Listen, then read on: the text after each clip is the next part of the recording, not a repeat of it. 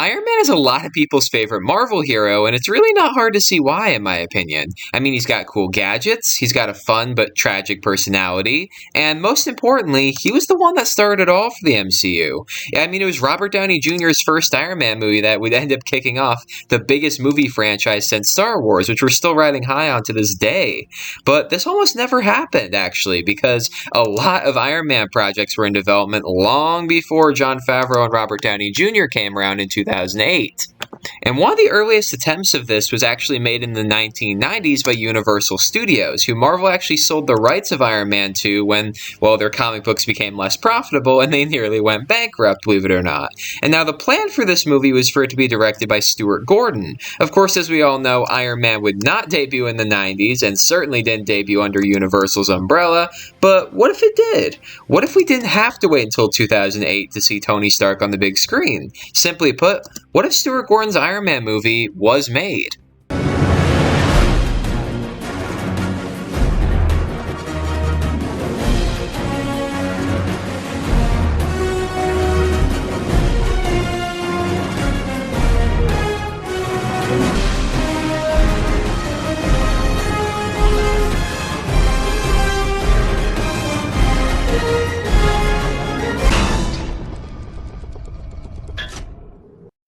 So now, what would a 90s Iron Man movie have actually been like? Well, as it states in the title, it would have been directed by the late great Stuart Gordon, who is a horror movie director primarily, behind the movies like From Beyond, Dagon, and Reanimator. And the script would have been written by Ed Lumiere, the man behind the writing of the first RoboCop movie and Starship Troopers, meaning it would have had some political as well as sci-fi elements to it, as well as some horror elements from Gordon.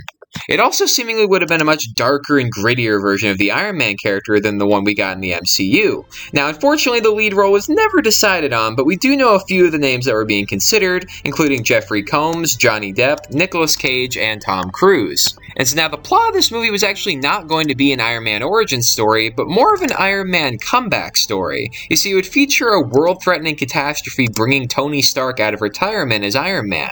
And now he actually would have been described as being a lot like a late-age Howard Hughes. He would have been very reclusive and very much an alcoholic. And now the main villain of this movie was never confirmed, although rumors say it probably would have been the Mandarin, considering he is Iron Man's most iconic villain, and Stuart Gordon had worked on horror movies, as I said, and he probably would have wanted to use a scarier villain. Although I do imagine it probably wouldn't have been all that dark, considering that Batman Returns, notably around that time, didn't make as much money as Warner Bros. Expected it to, and I imagine that this would have made Universal want the story to have some more humor. And now luckily Gordon actually worked well with layer stories too, because he was a co-writer on Honey, I Shrunk the Kids for Disney.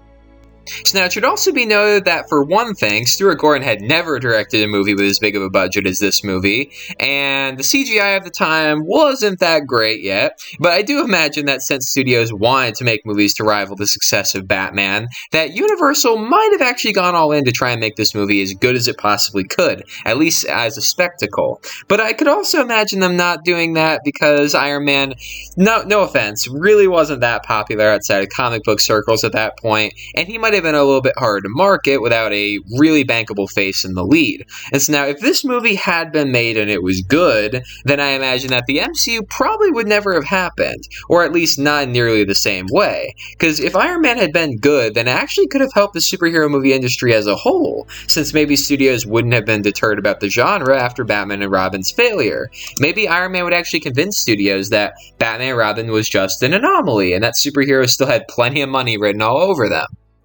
So now, if the MCU had never happened, then the 2010s would have been a much, much different decade than the one we know, but I still think they would have been dominated by superhero movies such as the X-Men and the Amazing Spider-Man. Without the MCU, the TASM franchise especially probably would have made a lot more money since they wouldn't have to share the screen with the MCU. Although their interconnected universe plans wouldn't have happened at all, since they wouldn't have been inspired by the Avengers, because the Avengers is never made in this timeline. So the TASM movies probably would have been a lot better as a whole because they'd be more grounded. Now, I imagine if Iron Man became a hot ticket item for Universal, then he probably would have stayed under their control along with the Hulk, with possible crossovers actually happening between Iron Man and Eric Bana's version of the Hulk. Maybe. That's a possibility anyway. I do believe that ultimately, though, that DC would actually be the ones to finally do a cinematic universe, since they were planning on doing a live-action Justice League movie long before the Avengers movie was even planned. And ultimately, that is what Stuart Gordon's Iron Man was going to have been like, and the consequences if it had been made. So now here's the million-dollar question. Would this movie have been good? Possibly. It would have been interesting, in my opinion anyway, for a horror movie director to take on a character like Iron Man, who, battles so many personal demons. He has a long, long history of addiction in both the movies and the comics, and I think that would have been really interesting for a horror movie director to tackle, especially if he was, hallucinating or having, these psychedelic nightmares. I think that a horror movie director like Gordon could really help us get into the mind of Tony Stark.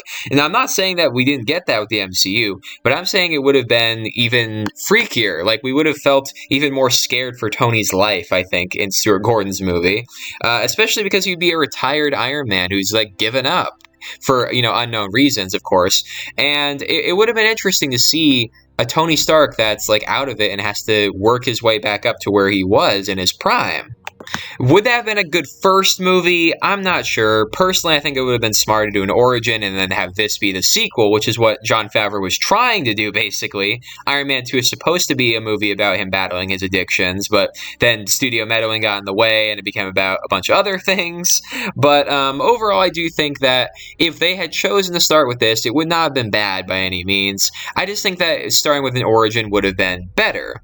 Now, with Ed Lumiere, doing the script, I think that also would have been really interesting because he did a lot of political satire in RoboCop, and it would have been really interesting to see him tackle that in this because, Tony runs a billion-dollar company, a weapons manufacturing company, which has a long troubled history, especially in America, with people having a very love-hate relationship with that kind of stuff. And it would have been really interesting to see a guy like Lumiere, trying to talk about that in a superhero movie like this, because he made it work so well in RoboCop. It would have been really interesting to see what he would bring to the table in this one. And Mandarin, oh my god, if they had went with Mandarin, it would have been great. Because, in my opinion, not doing the Mandarin in the Iron Man movies was a huge missed opportunity. Trevor Slattery doesn't count. And I know they did him well in Shang-Chi, I know. But the fact that we had to wait until Shang-Chi to get the Mandarin properly is a damn shame. The Mandarin should not have had to wait until Shang-Chi to debut. He should have been in one of the Iron Man movies. Especially Iron Man 3, if you ask me. And I think him being the main villain, especially, again, with a horror movie director, would have been a great thing to see. And it also would have been interesting if he and Tony had, this long personal history. It would be interesting, especially, because it would be Tony coming out of retirement. So it would be they have this long history, and now, Mandarin could possibly, get into his head, get into Tony's mind, because, obviously he would know who Iron Man is, and he would be able to exploit, the personal demons he's been having to battle for years, probably by this point. And as far as the visual effects go, as I said, CGI was not what it is in the 90s. It was not great at all. Jurassic Park being a huge exception to that, of course. But, I mean, if the story worked well enough, I don't think people would care that much if the CGI looked like shit. I mean, people would care, don't get me wrong. And I definitely think it was for the best visual effects-wise that they waited as long as they did to make this movie. But, if the story had worked enough, I think people could have forgiven the special effects for not being up to snuff. But overall, I do think that this movie could have been really good. Overall, though, I am happy it didn't get made, I'm sorry to say, because I am a huge fan of the MCU. I'm a huge fan of Robert Downey Jr. as Iron Man. And overall, as much as I think this movie would have been great, possibly under the right circumstances, it would have such a chain reaction that I don't know if it would be worth it. You know what I mean?